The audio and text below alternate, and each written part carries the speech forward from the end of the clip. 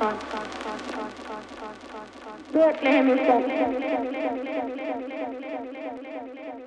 Virta on heittänyt kaikki 2-vuotiaat poikalapset ja sitä.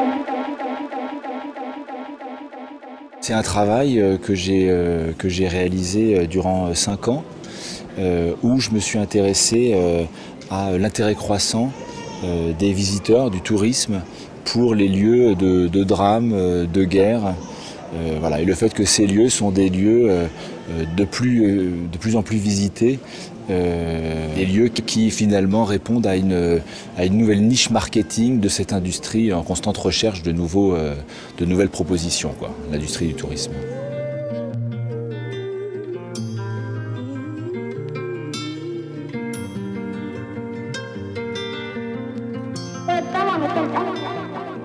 Ce projet, il est né à la lecture en fait en 2008 d'un article qui parlait du tsunami au Sri Lanka. En 2008, donc 4 ans après le tsunami, qui a eu lieu en 2004. Il se trouve que moi j'étais au Sri Lanka au moment du tsunami, donc j'avais été témoin du moment où se passait ce drame-là.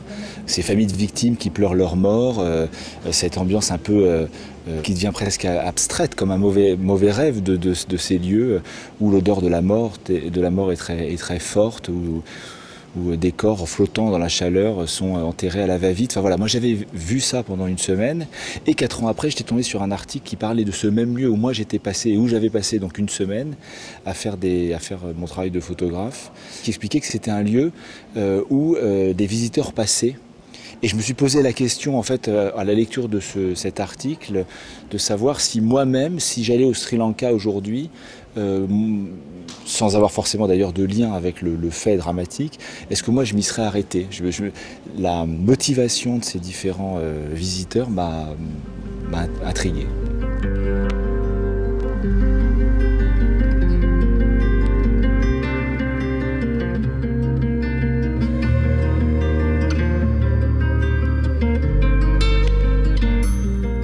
Et l'idée pour moi n'est pas uniquement d'être dans une espèce de caricature en exprimant le fait que ces motivations sont de toute façon des motivations qui sont liées à une espèce de voyeurisme exacerbé.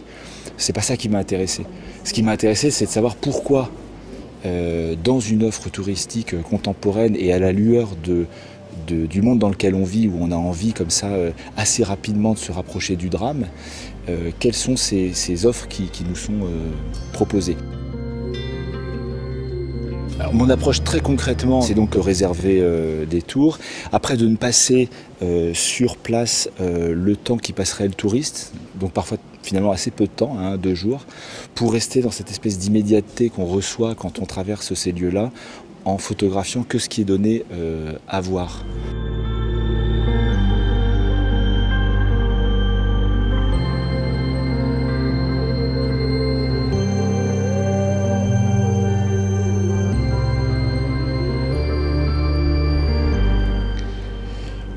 Awazir, en fait, c'est un graffiti que j'ai photographié dans la prison de S21 au Cambodge, donc cette ancienne école qui avait été utilisée comme centre de torture par les Khmers rouges.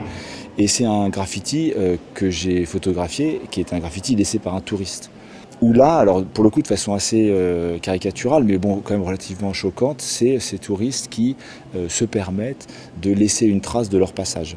Awazir, pour moi, c'est aussi parfaitement l'illustration de ce tourisme-là, ou en tout cas d'un certain nombre de ces touristes-là, c'est-à-dire qui passent pour y laisser une trace, qui graffent le mur ou qui fassent un selfie au milieu. Mais là, évidemment, la question se pose, quoi. Alors la question se pose de façon évidente par rapport au graffiti, c'est-à-dire sur le respect du lieu et sur la mémoire des survivants. Mais ces 3 mots illustrent, à mon sens, assez parfaitement cette démarche sur laquelle on peut quand même s'interroger, voire plus, quoi.